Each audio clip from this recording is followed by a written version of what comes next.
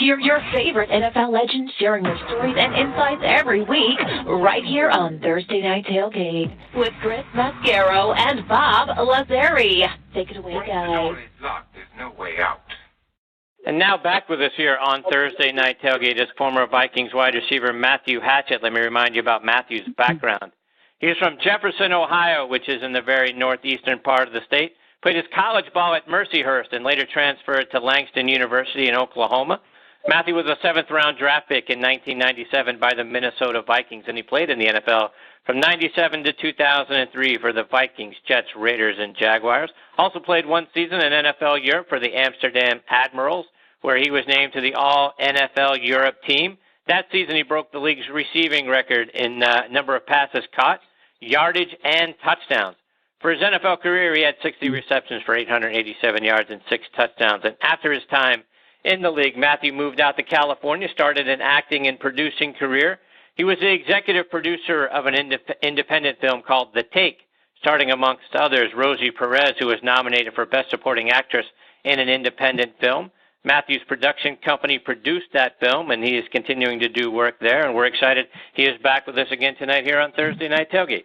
Hey, Matthew, Chris, and Bob, thanks for coming back on the show. Back. Hey, that is a great bio. I could not have written that better myself, guys. We're free for hiring out, Matthew. Anytime you need someone to introduce you, I'm your guy. There it is. Say no more. You are officially hired. My hype man from now on. So, Matthew, update us. How are things going? What's going on with you and your production company? Oh man, like I said, we're trying to stay busy. We have we got a TV show coming up. Myself and T.O., we got together to do a high school reality docu-series kind of reality TV show regarding, background is, football pretty much. We're trying to take them to the next level when they get to college and what they're supposed to expect, and then, what to do if you're trying to make it to the NFL type of deal. So we've teamed up with Very Tall Productions and Ellen Rackentine, her company. So like I said, we're looking forward to getting that shot next summer. Working on a podcast myself, and like I said, me and my other partner, Brad Furman, we're working on a film as well. So like I said, we're trying to stay busy, trying to stay busy on the entertainment side, and as well, on the sports side, still doing all my, getting all my kids ready from, getting them to the next level. So, Matthew, I want to get some of your thoughts on what's going on around the league and with some of the, the teams that you had an opportunity to play with. Right, we got the regular season kicking off tonight. Want to get your thoughts, particularly on the Vikings. What do you expect from the Vikings this season? They're definitely going to the playoffs. It's like, how do they get into the playoffs? Are they going to be rolling? Are they going to be the hot team? Are they going to limp into the playoffs? But I definitely see them being anywhere from, like I said, 10-6 to a 12-4 team. But I don't think it's about getting to the playoffs for them. Again, they got to the playoffs last year, so I think it's about winning a Super Bowl. They brought a quarterback in there who thought that's the only piece that they're missing. So we got to find out. Now, again, the piece that's missing has to win the game in the fourth quarter with 3 minutes on the clock. That's the only difference. They didn't need another, just any type of guy for that. They think they got the right guy for that. They think it's Kirk Cousins. So I think they have a great chance, a great opportunity. But I don't think we're going to find out until the divisional playoff game or the championship game with 3 minutes left on the clock and see if that $100 million was worth it or not. Yeah, and Matthew, to that point, right, is Kirk Cousins that big of an upgrade over Case Keenum? Again, I don't think it's about the talent. I don't think they're looking at, he can have these throws and he's better at play action or he might not turn the ball over. I don't think it's about that. I just think they trust him in the moment. I just think with his pedigree, he has a little bit more experience. And I don't think if you're comparing them to, the Bradys and Aaron Rodgers of the world, everybody says, oh, he's not worth it. But when you compare him to another 20 quarterbacks that are out there who are starting, you got to put him, at the next tier of guys. He's, between, 8 and 12, best probably quarterback in the NFL, and that deserves a $100 million contract in today's game. So for them, I think it's a perfect fit. I think the timing has a lot to do with it, and I think for them, Tom Brady, he is their Aaron Rodgers. Bob, questions from Matthew? Great to have you back, Matthew. And you mentioned high school before, and I was looking a little bit of your background, Jefferson High School. A lot of times on this show, Matthew, we get guys that went to a high school where there's a bunch of the alumni ended up in the NFL. But from what I gather, Jefferson, you're the only one that made it to the big show. And I was just wondering, do you ever get the chance to go back to that area, talk to youngsters? Because that's a big deal back there. And how does that go? And you know what? It is a big deal, and I regret that I have not been back there enough because usually I'm coaching during a high school season, so I can't get back to a football game during the season. Fortunately for me, and hopefully for them, like I said, this is the first season I'm not coaching because I've been trying to do some more stuff in the NFL on that side. So I'm hoping to get back to a game this fall to watch one of my high schools play. I did go back when I went to the Hall of Fame game. I did get to go back, kind of move around and see some old friends and family that hadn't been back for a while. But like I said, I would love to, get back more. But me being in LA and then trying to get to Ohio, it's just tough at times. But at the same time, I definitely still give back to the kids. And like I said, I'm working with some kids every single day on some point and level for, trying to get them to the next level of playing college or professional football. So I'm doing it. I'm just doing it not as much in my hometown as I possibly wish I could, actually. So. And, Matthew, when you came into the league in '97, that Vikings team had a lot of very good pros on it. And I mean guys that were just professional both on and off the field. I'm looking down a little bit in the roster. You had Brad Johnson. Robert Smith was an all-time favorite. Randall Cunningham, et cetera. And, of course, some of those coaches were legendary, Billick and Fazio, and I can keep going. But who were some of the guys that you remember that really kind of welcomed you to the league, kind of showed you the ropes, and guys you were comfortable with? Well, I think for the most part, Randall Cunningham was a big influence on me. And, of course, just because of the position, Cris Carter and Jake Reed were definitely big influences on me. And I think I tell people all the time, it's like when you're a rookie and you get to a locker room, if that locker room does not have veterans, and you're trying to figure that whole how to be a pro out by yourself, it's tough. I don't care who you are. I don't care how much talent you got.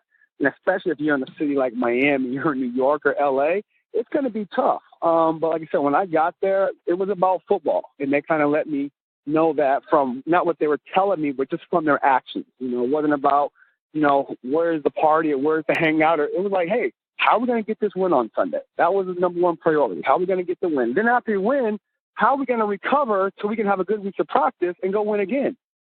So those are the things that's all I thought about. I could care less about trying to hang out during the season or hang out or, after the game. Those things were not important to me. And I really have to give credit to Denny Green in the locker room that he provided us, and kind of that's what it made me do. It's not like I had a choice, in my opinion. Like, this is what I have to do. If I don't fall in line, I'm not going to be here anyway. So I had to fall in line. I give most of the credit to Denny Green for, kind of molding that locker room like that. But yeah, the veterans were definitely, the biggest influence. Jerry Ball, guys like that, even on the defensive side, Corey Fuller at the time. It's like I had to do what they did. I wasn't trying to be the oddball out in those type of scenarios. Matthew, you came out of a small college, right? You're a 7th-round draft pick. What was it like when you first showed up for the first day of Vikings training camp? Was it a big culture shock? It wasn't a big culture shock. I was so happy to be there. I was just kind of like, singing in the rain. I was just happy to be there. I don't think it was a culture shock. I just made it. There's nothing that can take this moment away. I just wanted to enjoy the moment. Like I said, and the speed of the game and the speed of how everything was happening, I think that was maybe a little bit of a shock. And I remember, like, my rookie year, for example, I would just see, like, the opposite color jersey. So we were wearing purple, like, that whole season. The first 16 games, if it was the San Francisco 49ers, I just saw red. If it was the New York Giants, I just saw blue, right? My second year, it's like when I started seeing, like, numbers on jerseys. Okay, we're playing the 49ers. Okay, number 28, he's the safety. Right, so then my third year is finally when I started seeing, okay, that's such and such. Now the scouting report that we actually went over, I could actually say, okay, 28, he's strong safety, going to come down the box. Okay, 27, he's the corner, he likes to do this. And then by my fourth year, everything was like slow. Like, I remember I could see faces under the face mask. Like, that's how slow it was. I could see people sweating. I could hear them breathing. That's how much. From year 1 to year 4, that's how different it was. And I don't call that a culture shock. I just, call that finally learning the game and learning how to get to a point of a real professional athlete. And, when you got to focus, you got to be focused. Now, how focused can you be is the question, and then how many times can you get there? So take that a step further, Matthew, because we hear that all the time, right? The speed of the game, right? It's so much faster at the NFL level, and it takes, like you just said, about 4 years for things to finally slow down for you. So I'm assuming when you're talking about speed of the game, it isn't how fast I can run. It's how fast everything is going on around you. So talk about that. What's it like trying to kind of navigate your way through there? Because you got, as a guy that came from a small school 7th-round pick and that sort of thing, I'm assuming you were constantly fighting for your job. How did you do it? Yeah, every day. I remember my college coach before I left, he said, every day you have to make a play just to be there. And I really felt if I didn't make a play a day that I was going to get cut that day. Like, it didn't matter from year 4, year 6, year 1. I was like, today is my Super Bowl. So I never had a practice mentality. I had it every day. This has to be the best game of my life. If it's not, I'm leaving tomorrow. That's how I felt. I'm like, I'm literally going to be cut from my dream if I don't go out here and perform. So that's why I went out to practice 45 minutes early, and I stayed a half hour late, and I caught ball. And all those things after time finally came together, and now all of a sudden I look talented enough to be on an NFL field, or I look talented enough, to go out there and make plays. But it was all actions of just trying to go out and work hard and go out and prove myself that I do belong here. And I'm like, I'm not going to mess this opportunity up. And I remember my rookie year, but after the Hall of Fame game, right? I had, it was my first game. I had this great one-handed catch, and I had another catch on 3rd down. I played pretty well. And I remember leaving the field after the first practice, after our first preseason game. And a reporter told me, he's like, you played great. Like, you feel like you made the team. And before I could answer it, I remember walking right behind me. I didn't see him at the time, but he was walking right behind me. And Denny Green said, be careful how you answer that, as he walked by. And I was like, you're right. That's over. I still got to go make another play tomorrow and the next day and the next day. And that kind of just confirmed, it doesn't matter what you've done. You still have to go out and perform every single day. And that's where I got the mentality of, like I said, every day was my Super Bowl. I had to go out and have a great practice every single day. And then the game would just carry over from what I did in practice for the week. And Matthew, as you said a moment ago, arriving early to practice, staying late after practice. How many guys are doing that? How many guys are coming in early to get in extra work, staying late? And as a receiver, who are you working out with after practice?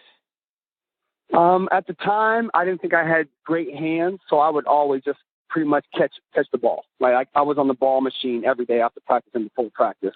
Then late Chip Myers had taught me a couple of drills where, as a receiver, you think just going out and running a curl route, I'm going to get better at a curl route. Well, it's not true. You have to get better at parts of the curl route. So, I work on just the top of my stem. It's called the 3-step drill. Very boring, very tedious, but I would do it literally every single day for 30 minutes until I was finally doing it like everybody else in the NFL was doing it. And then the following, offseason, I might just work on my start of the curl route, stuff like that. But it wasn't just, okay, go run a curl. And I think that's what people don't understand. It's you have to go do all of these things over time. You'll get better. But at one time, you're going to have to do something that's very boring. You got to do it over and over and over. So after practice, before practice, whatever it was, it had to be different types of things, throughout your career. And that's kind of what I try to tell the kids now. And I say on every team, I'll say you might have 1 or 2 guys that really stay after and do some work. You might have 4 or 5 that stay after sometimes. But when you're talking about every single day, there's not a lot on every single level. I can take you up to USC. I can take you to the Chicago Bears. I can take you to modern-day high school. You might have 1. But I was that 1, and that's the only reason I got to play as long as I did in the NFL, because I was just the 1. Bob, more for Matthew? Matthew, you ended your career 2003. I'm checking out the the Jaguars. That team, not good on paper as far as record-wise, but to me, had a couple Hall of Famers on that offense, Fred Taylor and Jimmy Smith, whose names, for some reason, maybe because they play down there, they go under the radar screen. But Smith, at 34 years old, was still playing well there. He would go on to have a few more great years after that. What are your memories of both of those guys and that offense in general? Oh, man, the first time I saw Freddie T, I was like, woo, he's special. Like I said, I played with Robert Smith. I played with Curtis Martin in New York. So when I saw Freddie Taylor run that rock and stop and still had power to finish runs, he was special. And I remember him clear to this day. He just really, like I said, he was hurt, a lot of his career, and he was in a small market. And at this time, don't forget, there's no social media, and there weren't Thursday night, Sunday night, Monday night games. So if you weren't on a Monday night game, nobody ever heard of you. And they weren't that good year after year, so he was never on the prime time stage. If you don't have playoffs and Monday night games, you're not on the prime time stage. So that kind of hurt his career. And kind of Jimmy Smith, same deal. Like I said, he had some good years, but if you're not playing in big games and on Monday nights and playoffs, like I said, he might have had 160 yards, but nobody ever heard about it. So, but again, Jimmy was, again, work ethic type of guy. I wouldn't say he was the most talented guy, but, to come into the league, and wasn't a high draft pick, but he just kept working his butt off and would go out on the stage on Sundays and make plays. And finally, Matthew, playing 6 years in the league like you did, you're still below the age of 30, and you're not going to be playing football anymore. Was that acceptable to you? Did you go out on your own terms? And how was the adjustment at the age of 30? I don't think no player ever goes out on his own terms. I think John Elway did, because, he's won a Super Bowl and retired. Jerome Bettis, I think that's 2 out of the 3,000 people we can think of right now. But Joe Montana didn't go out on his own terms. Troy Aikman didn't. So I think that's the fight of your professional career. When is it over? When am I done? At the time, when I got done with Jacksonville, I thought I was at the hype of my game. I thought I was just now, I thought everything was slow to me. I thought the game was getting easier. I was a late round draft pick who didn't have a big name from a small school. They had no reason to keep me around. And I remember when I left Jacksonville, I remember it was after 6 weeks, I was the leading receiver on that team, and I didn't dress the rest of the season for whatever reason. So, we can play the politic game, we can play the hypotheticals, but after 6 weeks, out of any NFL team, have you ever seen a person who's leading every receiving category not dress the rest of the season? I've never seen it. So when that had happened, I've done everything I could possibly do from my power, to play this game, to prove myself. I've done it. And I'm like, it's time to move on. It was never going to happen for me, because what more can I do than that? So, and I just decided to move on and turn the page from my career. So, Matthew, that does beg the question, what did happen? If I knew, then I'd be at peace. You know what I'm saying? I don't know. I've never, again, Jack Del Rio called me in the office, and they said, that you're not dressing. It's like, okay, can I at least dress and play special team? But I didn't dress. I didn't do anything. So I'll never know. I've never asked. I just never played the game like that. I just, the general manager or the head coach, the pro personnel guy said something, you do it. And that's kind of how I took it. I didn't ask any questions. But, yeah, after 6 weeks, I was a leading receiver in every single receiving category, and they decided to go a different direction at quarterback, which I remember Mark Brunell. They benched him, and then they benched me, of course.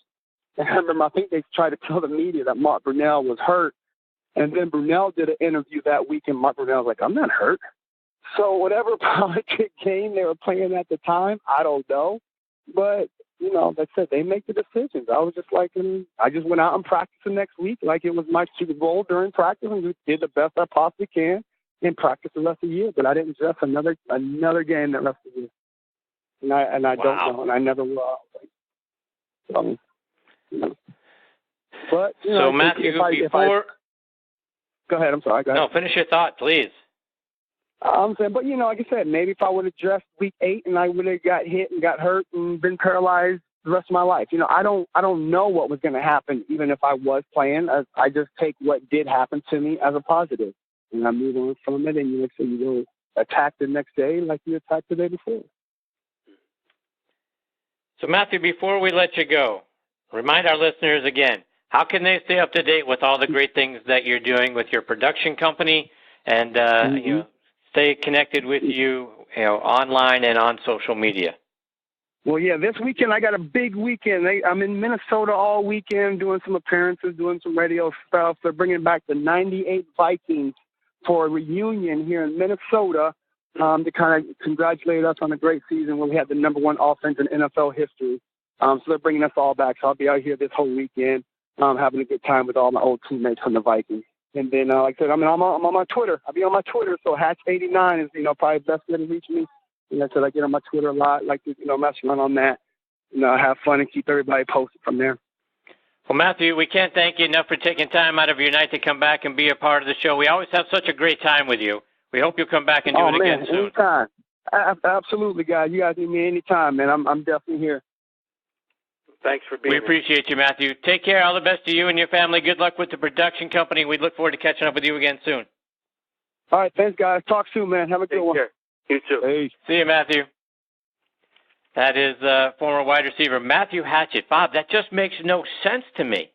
How in the world do you look at the guy that's leading the team in all of those categories and say, you know what, we're going to go another direction? For what? What did I do that says you need to go in a different direction? I posted the numbers. I'm leading the team. I must be making some good contribution. You're going to go in another direction? You're going to bench me and Mark Brunell? Wow. I don't get it, Chris. And while he's talking, there's still a little, I don't know if it's sadness or sorrow there. Or maybe it's just not going out on his own terms. And like I said, no one really does. But you're right. I mean, maybe having a defensive-minded coach, if there was an offensive-minded coach, he probably would have been in there. You just don't know. Timing is everything, and he seems to be kind of at peace with it, but probably would like some answers, but has moved on and is successful. And, again, love having him on.